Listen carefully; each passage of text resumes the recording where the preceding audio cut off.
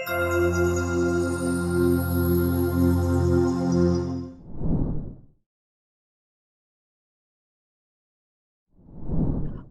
welcome everyone to our panel discussion featuring a stellar lineup of experts who are here, at the forefront of sustainability, public policy, workforce innovation, and STEM. We are privileged to host Kapila Mehta of Schneider Electric, Ms. Kalpana Gopalan from Government of Karnataka, Ms. Shreya Prakash of Flexib, and Mr. Ramachandran of Infosys Knowledge Institute. Their diverse experiences and insights promise to make this a thought-provoking session on breaking barriers and fostering innovation across industries. We also have our esteemed professor, Ms. Romna Gulshani, pitching in as moderator to make this session even more dynamic and even more enriching. I'll hand over to ma'am now. Thank you. Thank you, Simran. And thank you and welcome to all the panelists to this session. Quick introduction of myself. I'm Professor Romana. I've been visiting faculty with IIM Bangalore, an early stage academician, and always looking forward to have discussions around topics such as sustainability, inclusivity.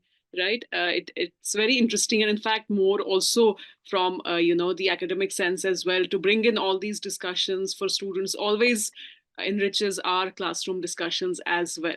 So I think I'll open up the discussion for the panelists, and I'm going to really ask you an open-ended question in the start by saying that, what does really inclusivity mean for all of you in your respective fields? And also, how do you think it contributes towards organizational or societal goals?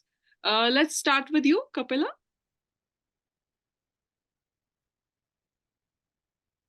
Just trying to unmute. You can hear me well? Yes, we can. Okay. So for me, the inclusiveness means a sense of belonging, and where you have a psychological safe environment where you are free. One person is free to voice out their opinion without being fear of being judged, right? So then you create an environment of inclusiveness. It also refers to the practice of keep on accommodating and involving people coming from different background. And when we say that to create that culture of belongingness, it is required to have respect in both of the aspect, and then the shared mutual value, respect, and support system that individual can create. And it takes a time to build that environment. But when this environment is being built, you embrace diversity. So for me, the diversity is one element which is needed for variety of region and the diversity of many kind, age, race, and of course, gender. But at the same time, when you create the sense of belongingness and when you bring them together, that's the inclusiveness for me. Okay. If that answers, there was a second question also along with that. Yes. So if you could, include maybe examples from your own organizational context and help us understand how does, achieving diversity goals help you, helps the organization overall. So starting from, I was privileged to work in all my organization, the 3 organizations in my career. And very pleased to one or another thing that has been done over the time for the policies which has been made to make sure that the things are defined. And there is a policies which creates a boundary of the system so that everybody is getting nurtured within the system. Just to give an example, and my personal experience, and that where it touches a lot more of me, and that's what it brings a urge to give back to the world which has given me. So when I was conceived with my first and the only pregnancy, and there was a lot of complications within the process. I was a hardware engineer during those times. And when you are electronic engineer, you need laboratories, you need setup where it's work from home is difficult. However, then my manager, not a female one, but the person whom I still respect, and I would like to call out the name, Mr. Prasad Chadga, he enabled the work from home for me. And it was during a process because he went a step up to fight with organization to enable that ecosystem and trust on me that I can deliver. And that brought a lot of something in me. And I think I could have not done that much during the pregnancy time, but that thought that he has done something and I have to give back.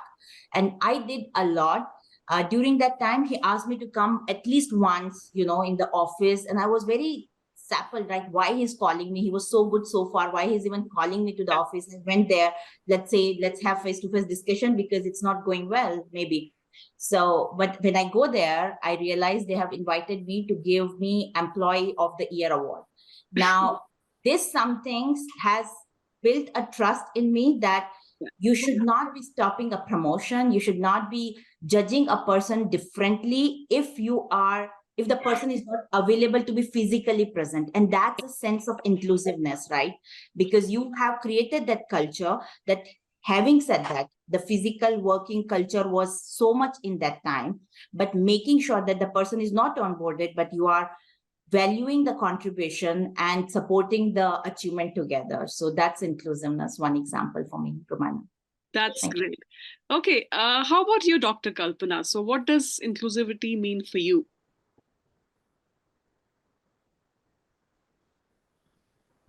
Well, first of all, thank you for having me here. And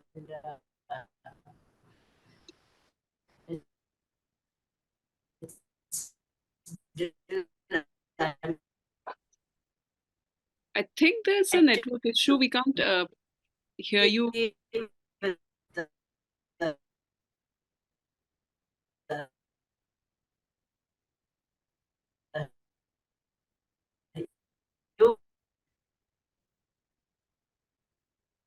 Oh. Dr. Kalpana, we are unable to hear you.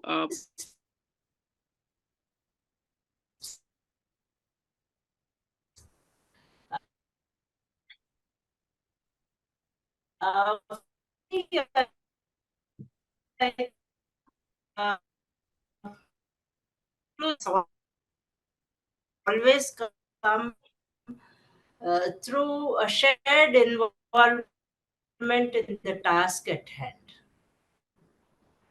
So regardless of the composition of the group, regardless of,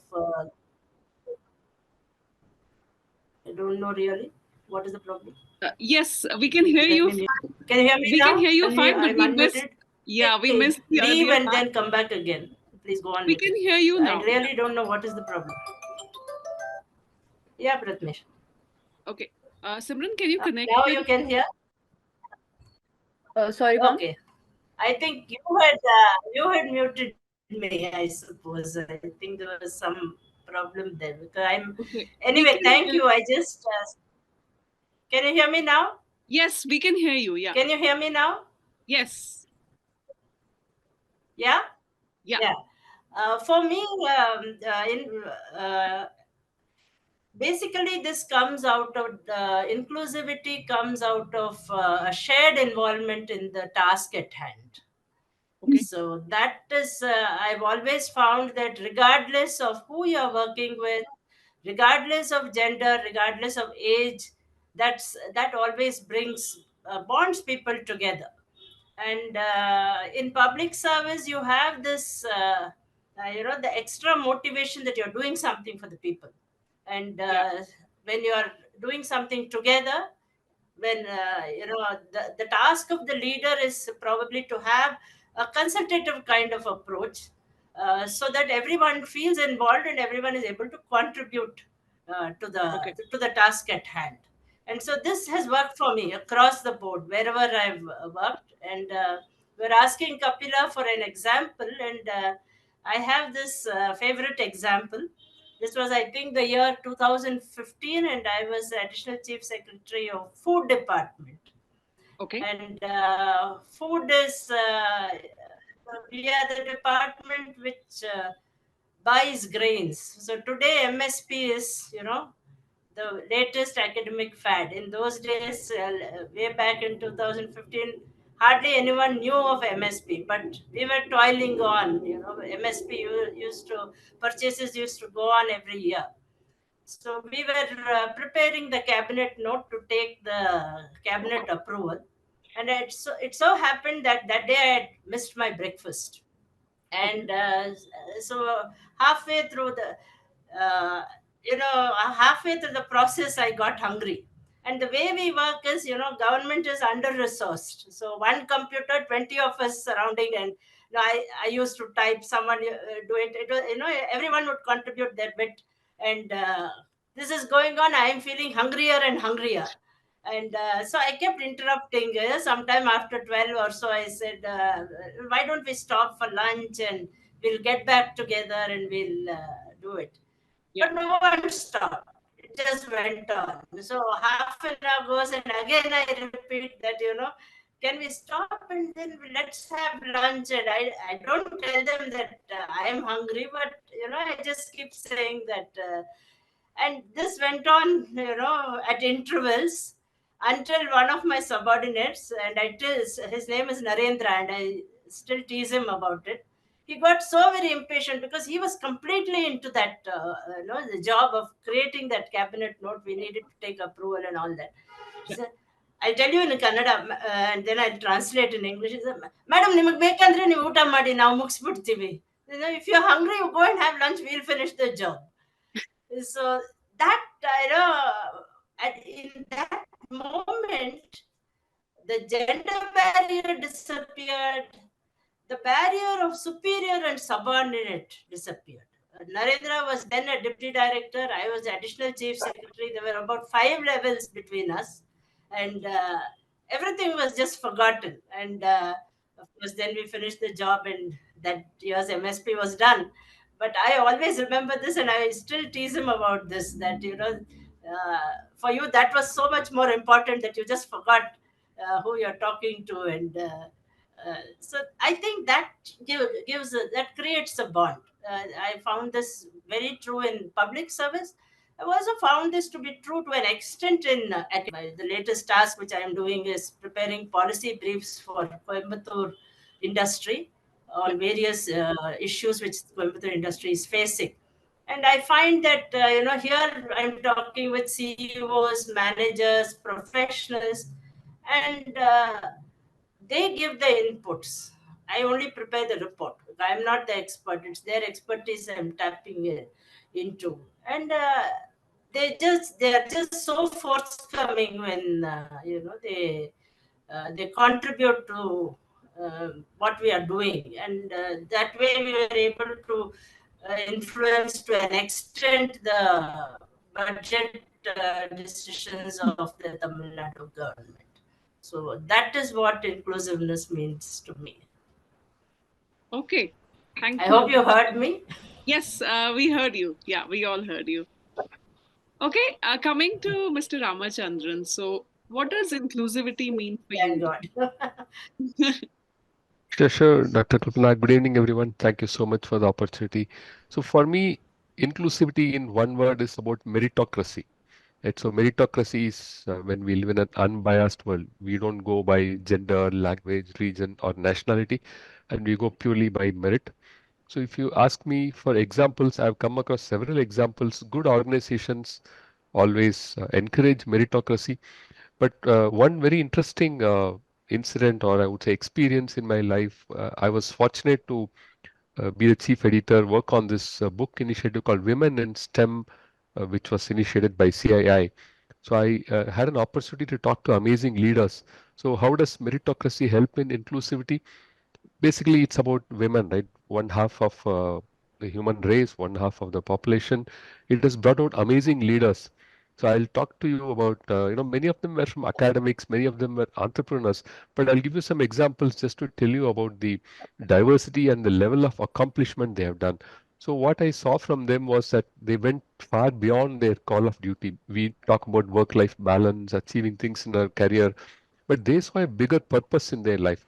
So literally from rocket science to defense to life sciences, automobiles, within STEM itself, we can extrapolate it to legal, finance, other areas. So for example, Dr. Tessie Thomas, who was mentored by Dr. Abdul Kalam himself. So she is called the Agni Putri, how she led our Agni missile project, or Suchitra Ella ma'am at that time when Biocon was developing the Covaxin vaccine. She was so enthusiastic when the first batch of Covaxin vaccines got shipped out of the Hyderabad facility. Hema Annamalai, who pioneered the Ampere electric vehicle EVs even before we spoke about it as an entrepreneur. Dr. Rajashri in ISRO, how she spent a few months in Antarctica playing with penguins. So many such examples. Dr. Rajalakshmi in DRDO and how she developed the aerial surveillance system. Dr. Anuradha developing electricity in remote villages in Orissa using vegetable oil. Dr. Rashi Gupta, who's called the battery wali. So I can keep going on. So more than 50 such leaders within STEM I had an opportunity to interview.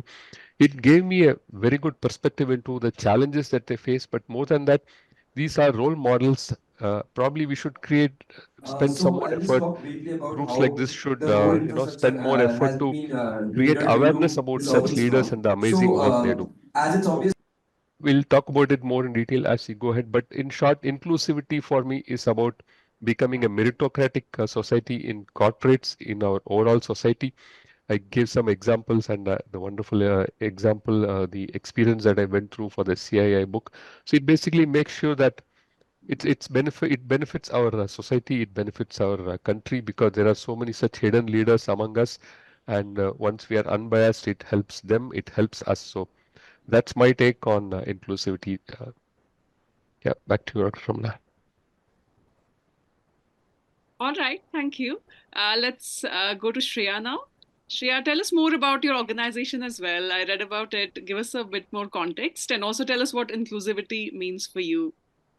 Sure, sure. Thank you for having me, and good evening, everyone. Very nice to hear everybody's thoughts. So for me, inclusivity is equal access to opportunity, right, for every member of society, no matter what group or segment they belong to, and that does entail, by I think historically how we've seen society move. It does entail having to systematically give a little bit of an extra push to certain segments of society because there are systemic disadvantages, that people as groups have experienced. So yeah, to bring everybody, to more or less the same level, to give them the opportunity rather to compete equally. That is what inclusivity would mean to me. And it's actually the biggest example that I can give of inclusivity in my personal life is the organization that I am building with my co-founders. So the name of my company is Flexib, and I was a happy corporate professional a few years back, working in Unilever and loving my job. But then I realized, along with my co-founder, so we are three batchmates from IIM Bangalore, in fact, and we, the three of us, came to the same realization that it is very tough for women in this country, across the world, but specifically in this country, it's a bit of a crisis.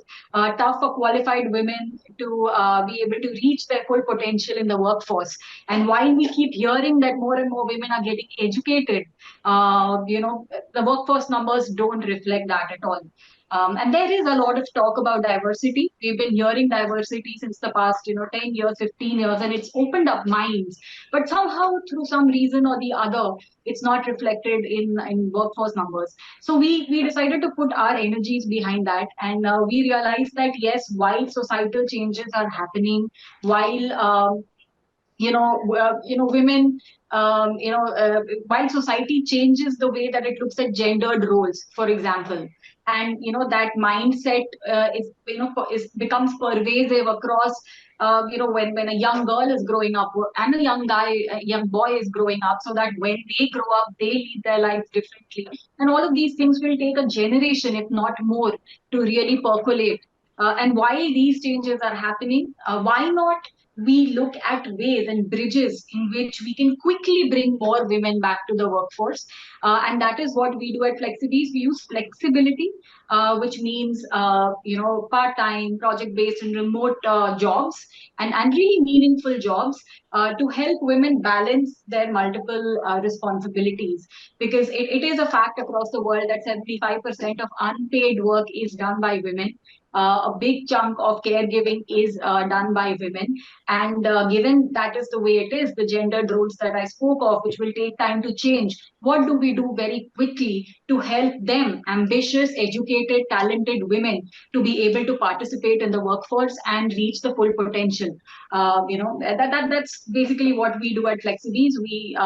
We bring women back to the workforce through the lever of flexibility. And on the other hand, of course, we help businesses hire from this extremely talented pool, an untapped pool, in a way that is beneficial to their top line and their bottom line. It helps them do well, apart from helping them do good.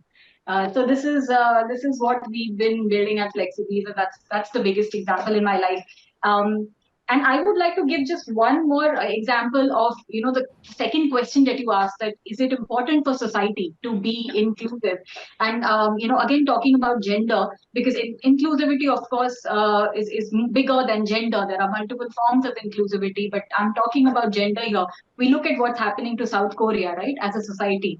I mean, that society is known to be extremely inequitable towards women, especially, in terms of their workforce, in terms of, the societal expectations that are there. And today, the birth rate in Korea is amongst the lowest, or in fact, the lowest in the world.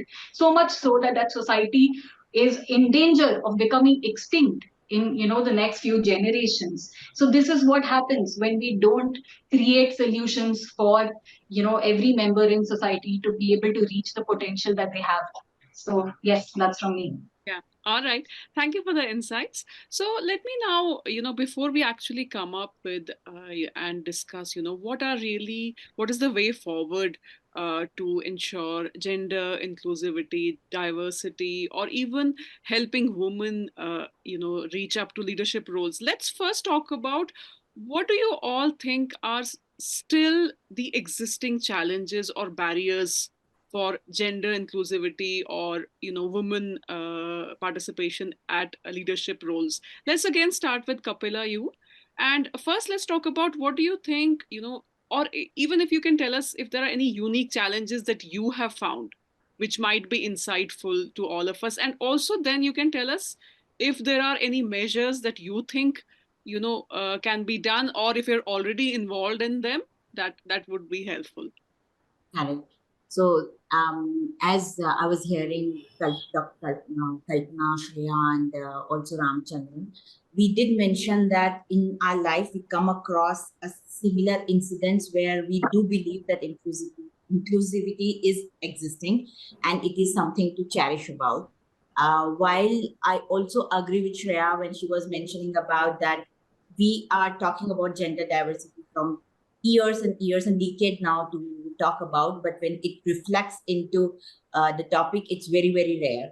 I'm very proud to be working in an organization like Schneider Electric, which has been awarded with Lighthouse by World Economic Forum last year, because we ran a particular program. It's called Pay Equity Program. So to make sure that the gender pay balance equalify. And I, being a manager, I have seen personally this extra budget coming to me, ensure that we can create the right compensation value for our women employee whose gender, whose pay equity was not at par of the other gender. So those things still exist, and it really needs a conscious effort of society, organization to create the right policies.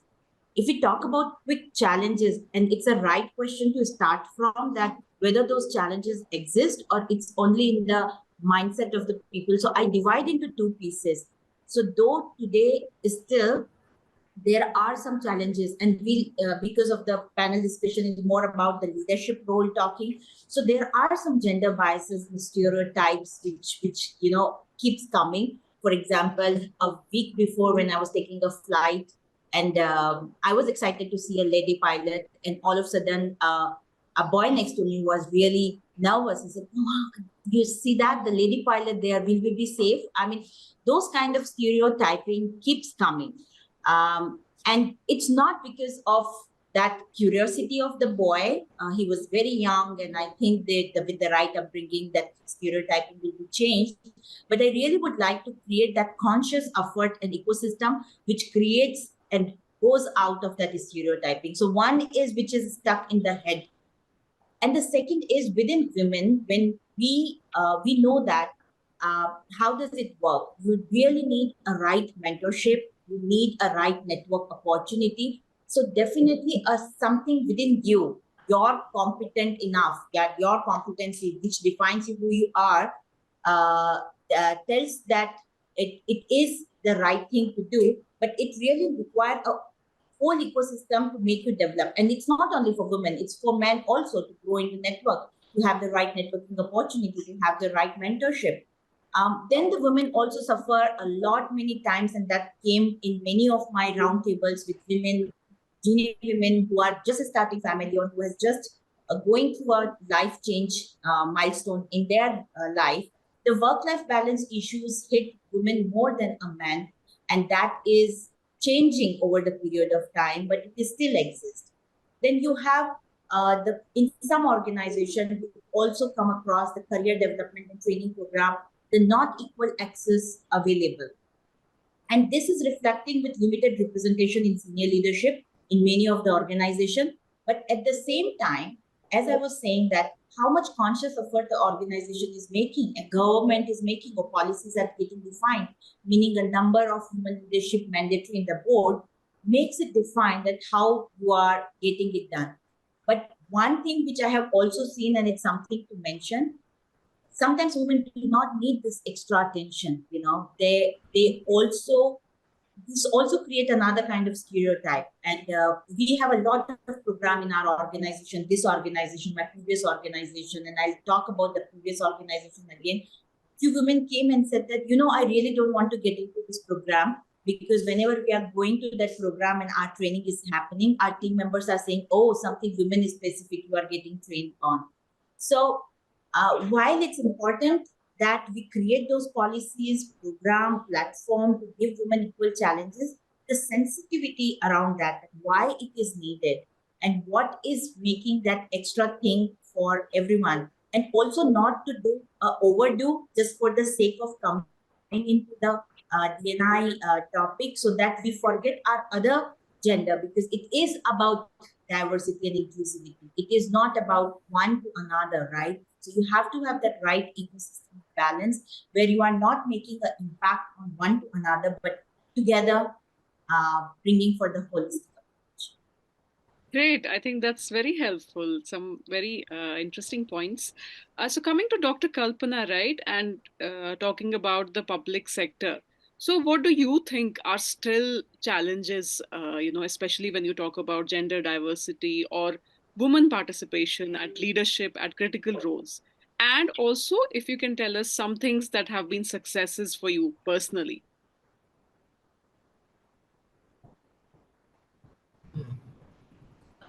See, the thing is, when you speak of challenges in the public sphere, there's nothing overt. Overtly, we are all equal. Our entitlements are the same. Our pay structure is the same. We don't get thrown out if we avail of maternity leave. In fact, government is a very good employer that way. We get not just maternity leave, but we get post, childbirth. We get additional leave. Now you get parental leave for the father also. So in all sorts of ways, government is a very good employer insofar as this is concerned. Where the bias operates is in a more subtle way. So possibly the way you're looked at, the way you're commented over a period of time, though, the responsibility and the authority with which you are vested makes you forget that. So, I when I go out, I take one last look at the mirror. I just, I still wear a bindi, as you can see. I just adjusted.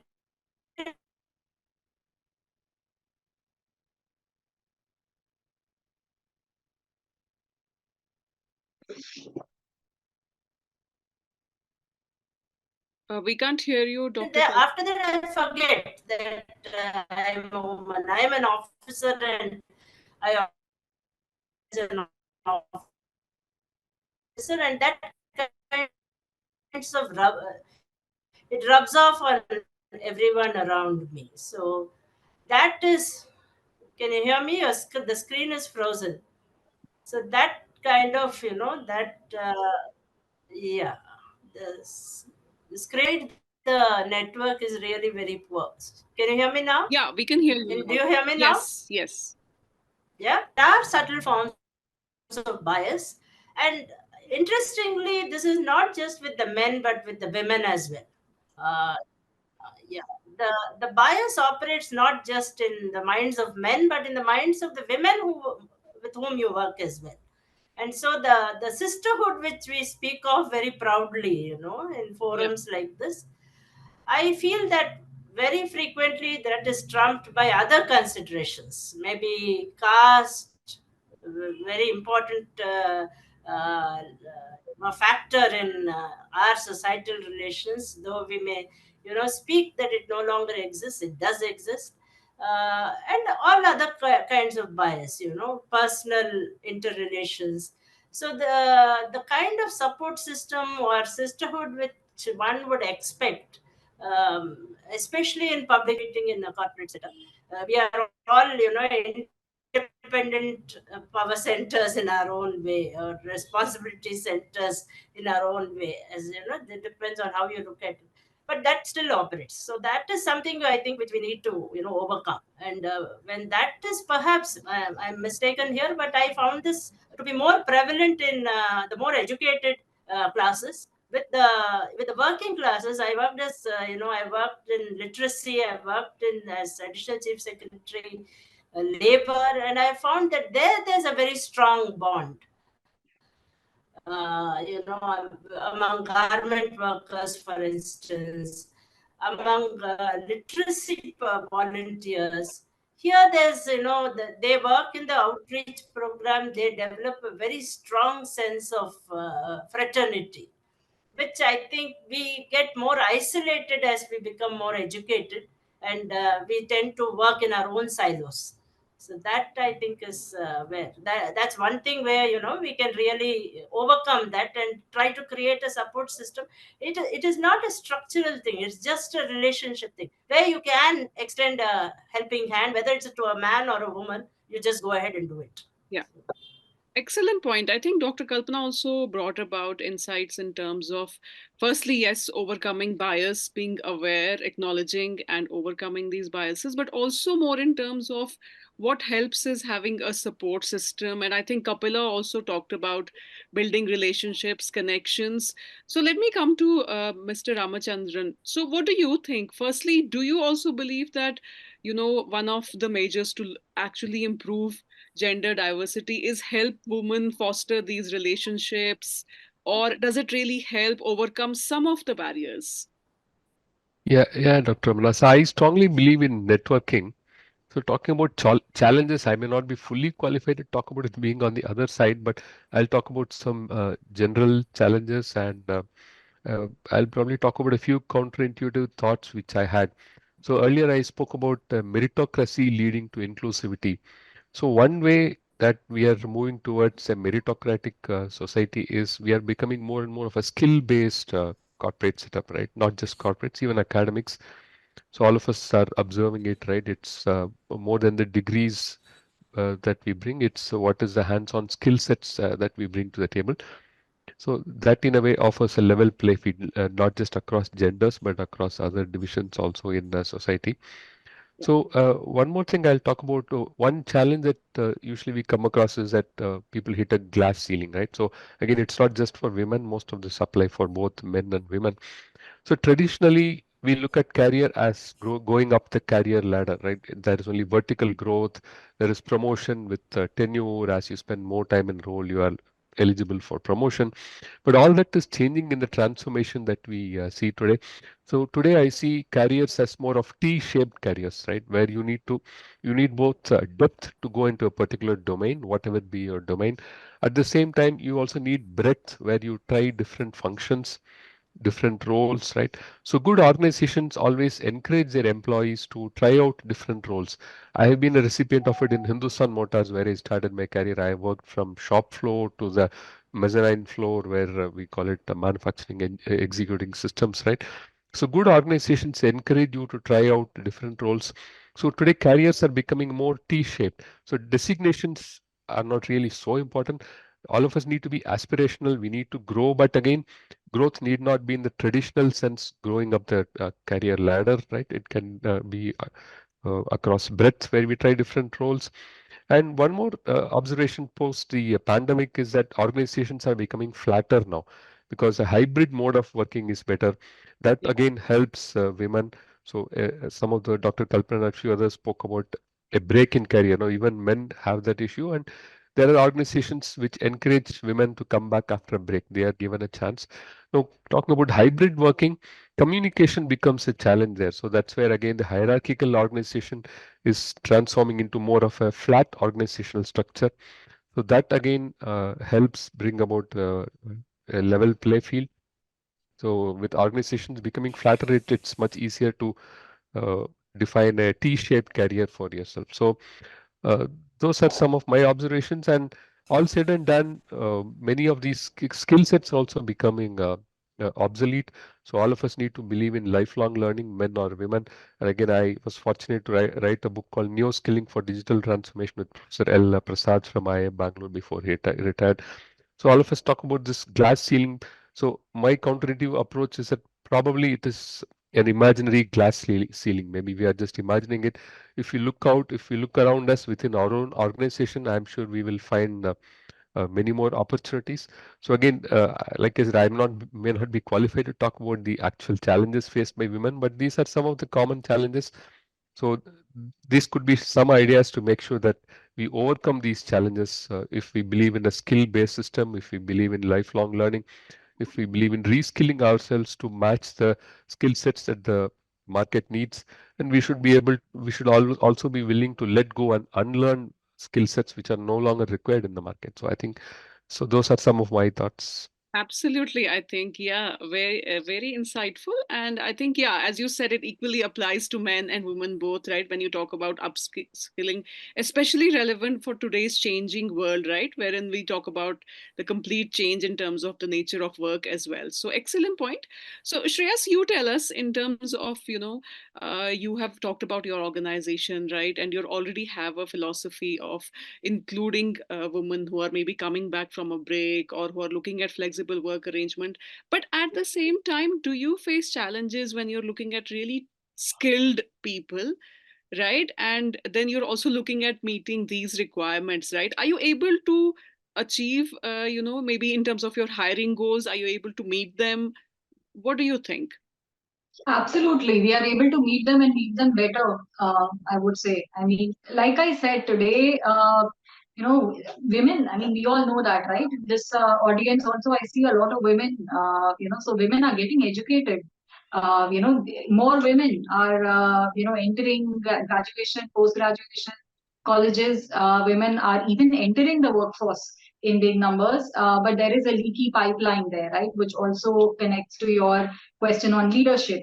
And a lot of women drop out. It's a huge problem. A lot of women drop out. So definitely they have the ambition and they have the skill, but they don't have the ability to participate in the traditional workforce as we have defined it, which is the 9 to 9 workforce where you need to go to a central location. And even in this, the knowledge economy that we are part of today, we still expect that people should come to irrespective of what their life looks like, we should come to that location and we should spend 10 hours at that location and 2 hours in commute.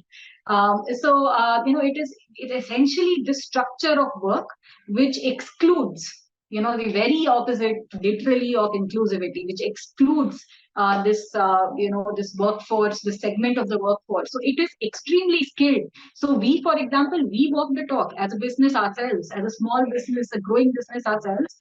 We hire from our own pool. We have around a 50 plus strength internally. All of them are women because we are in the business of helping women. So all of them are women. Many of them are returning to work after a career break. Some of them are choosing to work flexibly because that's how they want to lead their careers. And all of them are extremely skilled, extremely professional, extremely ambitious. So I would say that when you hire a woman and you give a woman the opportunity to design her work arrangement as per her life, you're actually getting far more loyalty. You're getting amazing fire in the belly. You're getting the ethic and professionalism that inherently women have, or they're conditioned to have. So I would say that we actually are a couple of steps ahead of everybody else who doesn't look at this school, in fact, in the same way that we do. All right. Excellent.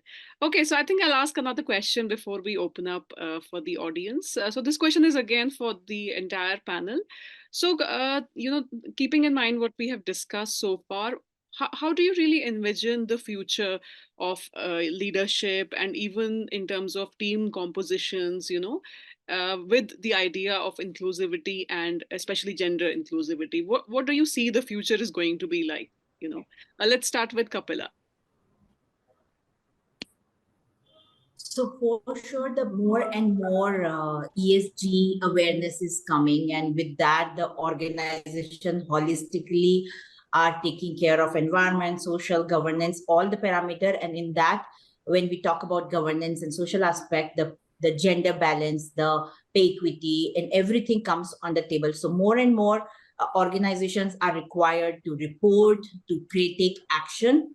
It would be by compulsion be better. So more and more countries are joining hand, which is good news. The regulations are supporting.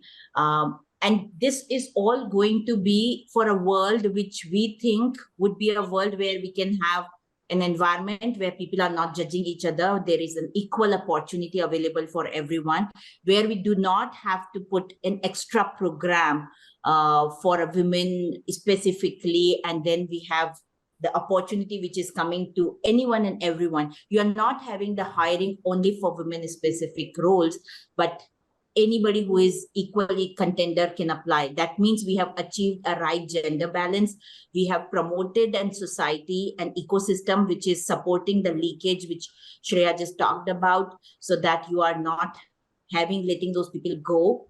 But all does it for what? Because when we know, and more you go into the any study like Deloitte and many studies which has happened, more and more diversity when you bring on table, you create already a collaborative culture. You create a culture where you are having the the innovation is on the peak when you are talking about the inclusivity. So I believe the future would be where we would not be having this specific program, but we would be talking about how do we multiply the opportunity, and we already have equality and equity available. So that would be my take for the future, and I dream for that.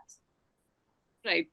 Dr. Kalpana, how do you see the future, keeping in mind the current discussion that we had? What do you think is, how should women be thinking about, be it corporates, be it public sector? What are your thoughts? Okay.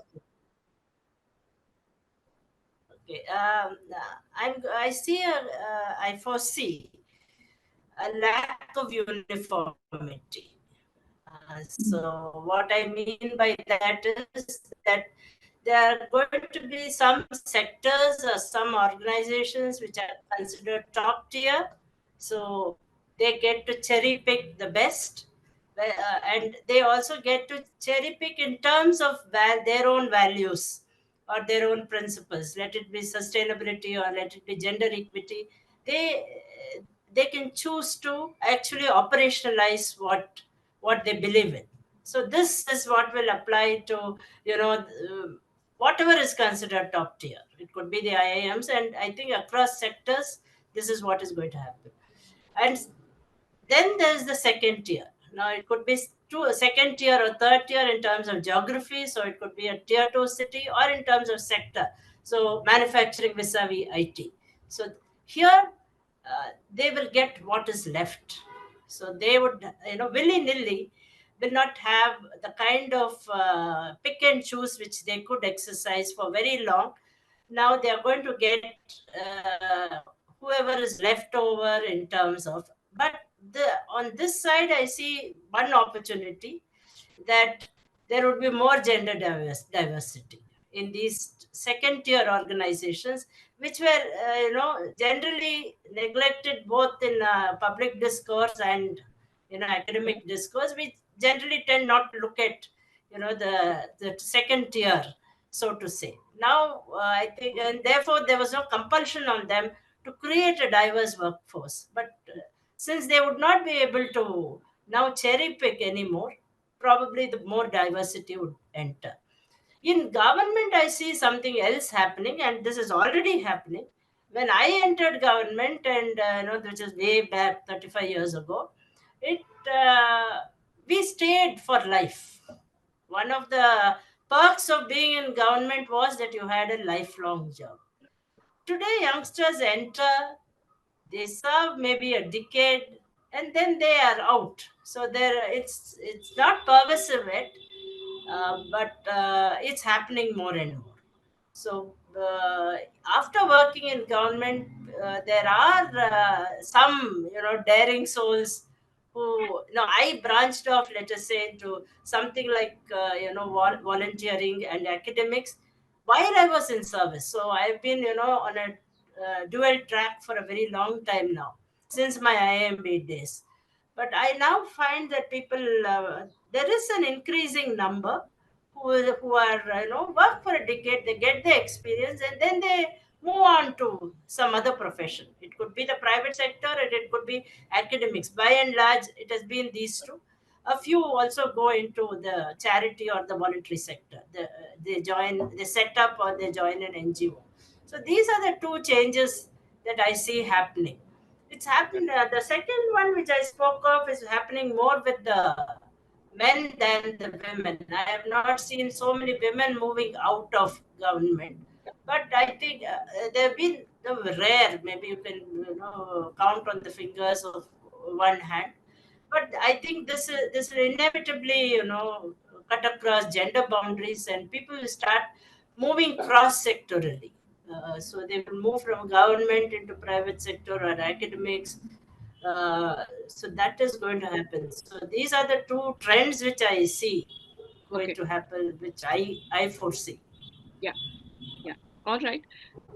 So, Mr. Ramachandra, how about you? How do you think the future is shaping up in terms of gender inclusivity, especially if you could reflect on the work that you have done, in your book as well? Yeah. Yeah, Dr. Ramana. So more than compulsion, I think it's genuine business need that will really lead to sustainable inclusivity. Because regulation, reporting of male female ratio, all those numbers will only take us so far. I don't think it'll be sustainable.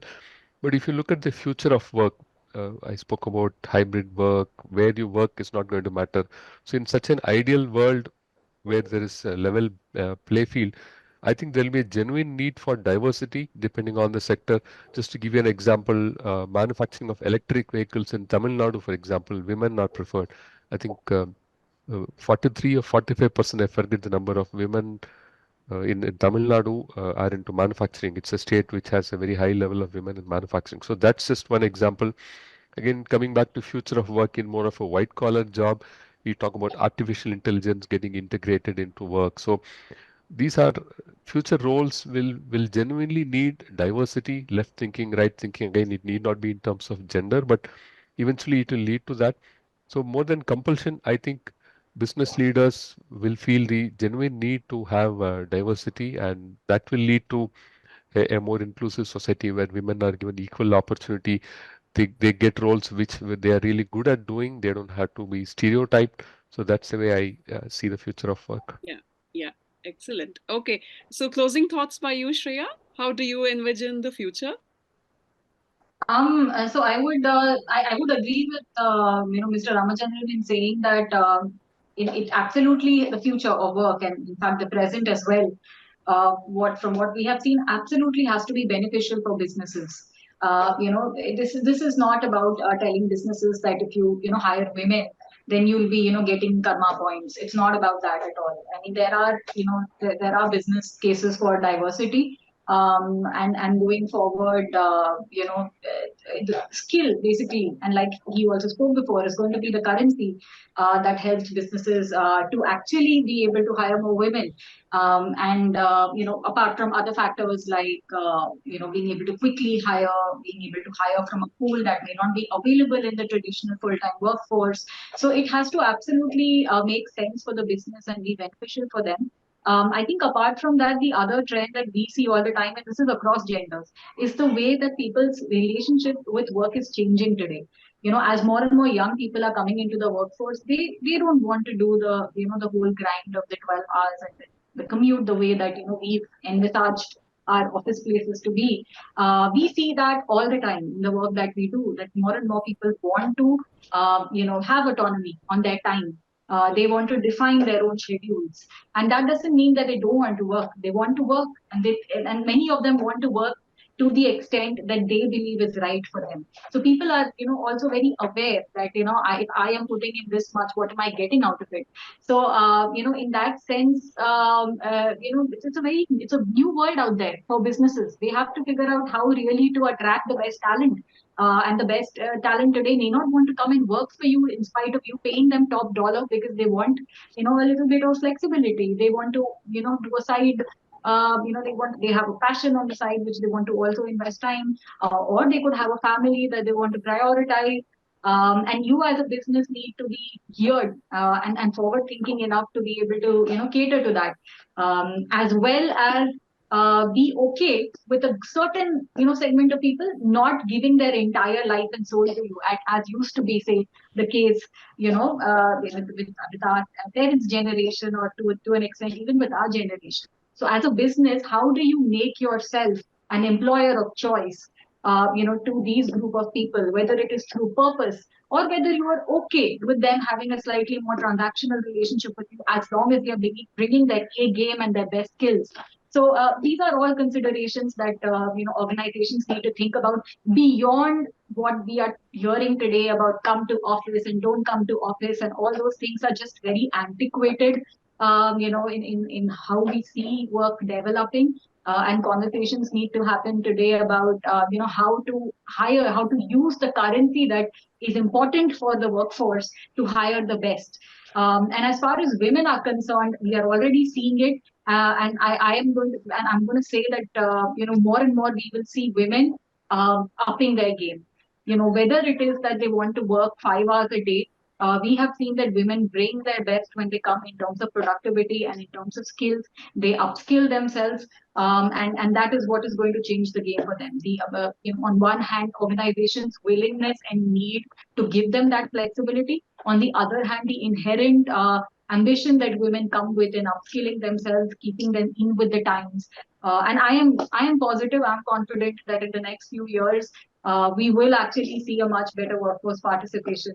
In India and beyond. Yeah, agree with you on that. Excellent. All right, I think we've had a great, insightful discussion. Let's open up to the audience for any questions.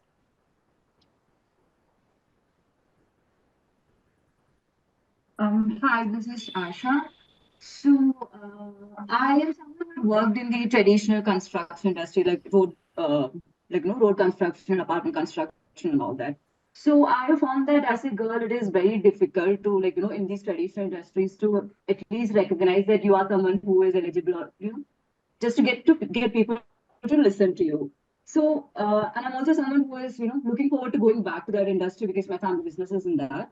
So what are your recommendations, that could help women aiming to achieve leadership roles in these sectors that are essentially traditionally dominated by men? Okay. So, Mr. Ramachandra, do you want to take that? So the question is, how can we have more women involved in traditionally male-dominated sectors? Yeah, I think more and more of mechanization and automation is going to lead to a situation where gender doesn't matter. So it's not about the physical strength, right? So construction, manufacturing, where we used to operate cranes, forklifts, right? So I think that is slowly moving away. Automation could be one lever because of which women also find it easier. It becomes a level play field. That's the way I see it. mechanization, automation, where it is more of your brain than your brawn. You don't need muscles to operate or to work, right? Whatever be the industry. So white collar jobs already it is there, but in other areas, I think Ms. Arsha spoke about construction or such traditional industries where generally men may have an advantage, but increasing levels of mechanization and automation, I think that will lead to a situation where women also have an equal play field to excel in those roles. So that's the way I see it going forward. I hope I answered her question. Yes, pretty much it, but more than about the physical strength, I think, what I face to is it's about the perception about women, like, that women don't belong there. So perception, Ash, I think it will change with role models, right? I don't want to name anybody, but whatever be the function, right? I can always think of a woman who has excelled in the role. I think India as a society, we need more awareness about such role models on both sides, among girls who are in school and college, among women, even on the men's side, because that's one way, like you said, to break the stereotype that women are not capable of doing it. Then you can very well say, if this person has done it in this organization, why can't I do it? So I think building this awareness of role models, like the book I spoke about earlier, Women in STEM, which CII published. So that was the main reason behind doing it. How many of us really know about the excellent work that Dr. Tessie Thomas or Mrs. Ella have done in Biocon, right? So I think spreading awareness about such role models, because these are very rare people, unfortunately. Maybe in a more developed society like US or in Europe, you may have more such role models, but here we may have few. But I'm pretty sure whatever be the field, whatever be the industry, we will find women who have excelled in it. So maybe building awareness on both sides could be one approach where we are lacking. Doing that could help address the challenge that you're talking about. Yeah, thank you, sir. Can I just add to that? And in fact, to what Mr. Ramachandran said, there is one excellent. I could add to Dr. Kalpana, Shreyas is also talking. We'll come back to you after that. Yeah, Shreyas, continue. Shreya. Yeah, sorry, yeah. Okay. Yeah, I stop. Yeah, I stop. Oh, okay. So actually, I wanted to give an example of a company that has done very well at bringing women more into jobs that are traditionally male dominated. That is Tata Motors, which is doing a very good job with helping creating this news about women manning their manufacturing plants and a whole women-led facility which is now working on some of their more skilled rollouts. I'm sure there are many ways and many small things and innovations that they've done in terms of how the payouts go to how they manage at times when women need say a little bit of flexibility in having daycares and creches on premise. So there is a lot to learn actually from some of these examples as well into bringing women into more traditional and male dominated spaces. Correct. So I was in a discussion in Hosur last week. So again, I don't want to name the organization, but the big OEMs that are there in Hosur. So they were actually talking among themselves. What practices do you do to bring more women into work power? So if this is happening in auto, which is core manufacturing, I'm pretty sure it's just a matter of time, because women bring discipline. They have their own advantages when you talk about manufacturing. I worked on the shop floor. So I think business leaders are realizing it. So like I said, more than compulsion, it'll be genuine business need, the advantages that women genuinely bring to it. So I think that awareness is already there. So once we bring in a mechanism like a recruitment mechanism, how do you qualify them? What are the skills? Once all that becomes commonly, once the awareness is there among business leaders, I think it's just a question of time. It's going to pick up and we'll see more and more women. Like Shreya said, Tata Motors is one example. The Tamil Nadu EV industry I spoke about, specific belts like Hosur, Chennai are already seeing a lot of this growing. So I think we'll see more of this happening going forward. Yeah, absolutely. Yes, Dr. Kalpana, you also wanted to share something?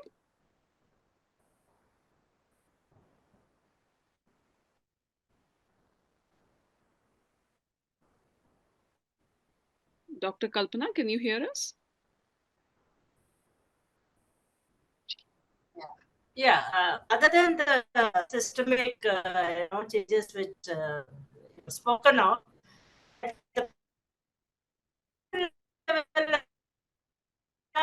I would say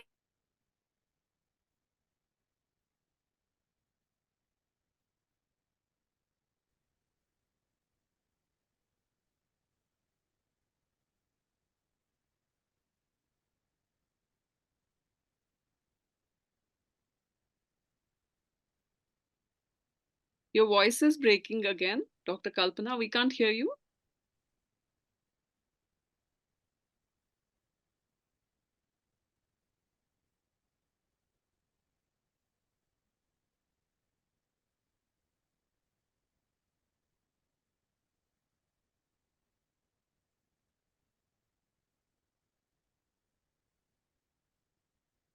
Okay, I think we'll come back to her. Any other questions? Good evening, ma'am. I had a question for Dr. Kalpana, but I think we can ask other panel members. So what, according to you, are some of the key elements for enhancing women participation, especially in the government sector and especially in the public policy making domain? So can you share some views or insights into that?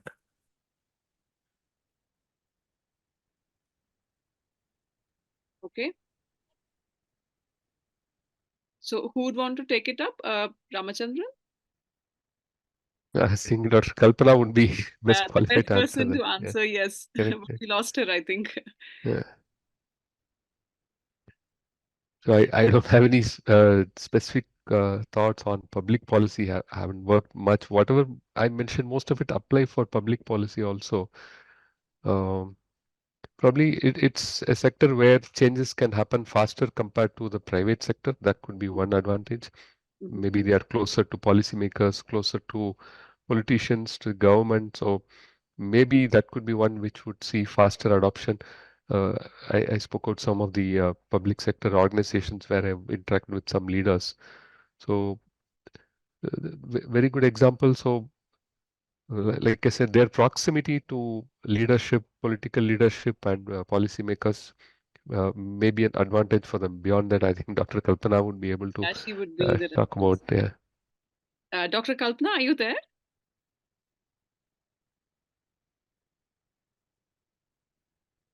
Okay. Ma'am, I had a question for Yes. Ms. Shreya and Ms. Kapila, if both of you could pitch in for this.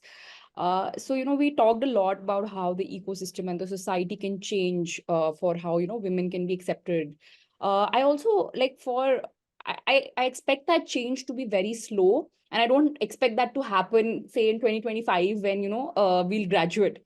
So for, young women managers who are now going to be leading teams, primarily male-dominated teams, can you give us some tips on how to break that initial friction or initial resistance that typically women managers face, and how can we kind of develop more harmony in the team and quickly transition?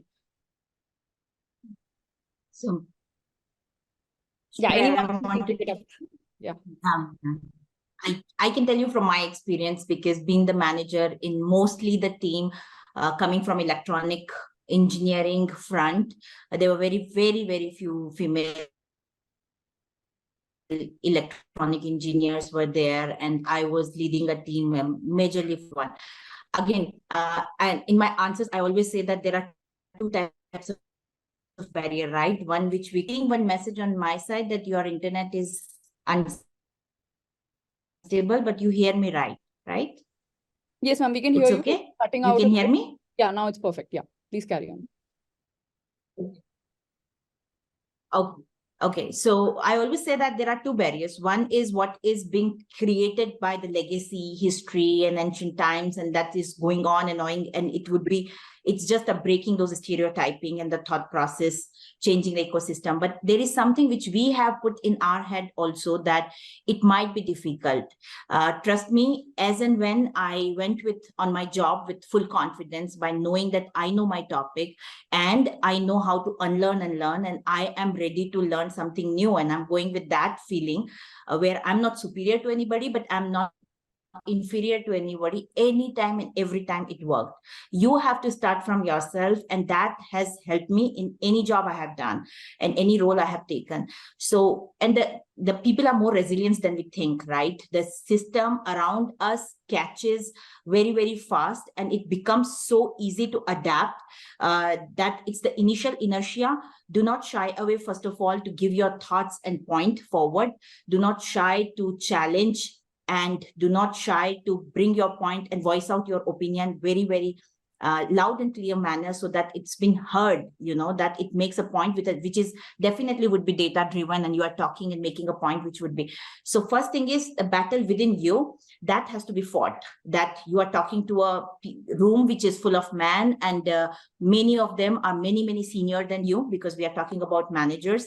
So I had a team who were double the experience of mine were coming, and you have to have that respect, right? Because the person who is coming to you is an expert person, and you have a different kind of expertise as a leadership, and hence the organization has trusted in you. So both of you have something which is making you where you are, and bringing that mutual trust will take you far. So for sure, one is that barrier has to go within you. But if you think it's not working and you find that there are challenges, you need to work it out on a 80-20 ratio. You would trust me, you will believe that 80 times the problem is not there. There are some 20% problem where it exists, and you need to work on those 20 differently. So different way and different situation need to be handled, but do not, you would be definitely successful, Simran. Thank you for the question. And Shreya, you can add on that. Thank you. First of all the best to you, Simran. Hope you do extremely well. And I actually agree with a lot of what Kapila said. So my experience also, by the beginning 3-4 years of my life, I was doing sales in Unilever. And I was an area sales manager for rural Maharashtra. I had a team of around 30, sales professionals, hardcore sales, veteran professionals, whereas I was just coming out of B school. And, not only my sales professionals, 50 distributors sitting in, remote areas in Maharashtra, and I'm supposed to lead this team, right? But like Kapila said, there has to be mutual respect. You've been chosen by the company because you bring something to the table. And equally, they bring something entirely different to the table, and that mutual respect goes a long way.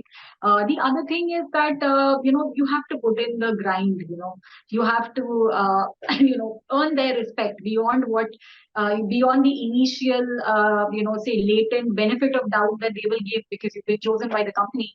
In the job itself, you have to show that you are, delivering to their expectation. And, once that starts happening, the gender and all this, is not important. But even then, if there are people, there could be people specific, issues and problems, then you have to, approach it like any manager would in any situation. Figure out, what those people, what kind of problems they may be having, and you'll have to iron out those problems one-to-one, perhaps. Build allies in the team, people who will, who are with you, and then, there'll be one or two who you have to figure out. Maybe they have something, specific that's irking them in your managerial style or with the company. And you have to, take, again, like Kapila said, take off the gender hat. It could happen to any manager in that situation. So yeah, the only additional thing I would add is that don't be afraid to set boundaries, because maybe not for you, you're, fairly young, but at this point in time, if I were to go into a managerial role with a team of men, I know I have a family back home, I have a kid, so it's not always possible perhaps for me to spend, every night out, with the team. And I would say that should be the case even for, the men, who have families. But, so then in that case, I would set certain boundaries. There would be times I would be willing to go out with them, but I would also have times when I need to come back. So yeah, those boundaries would help. Thank you.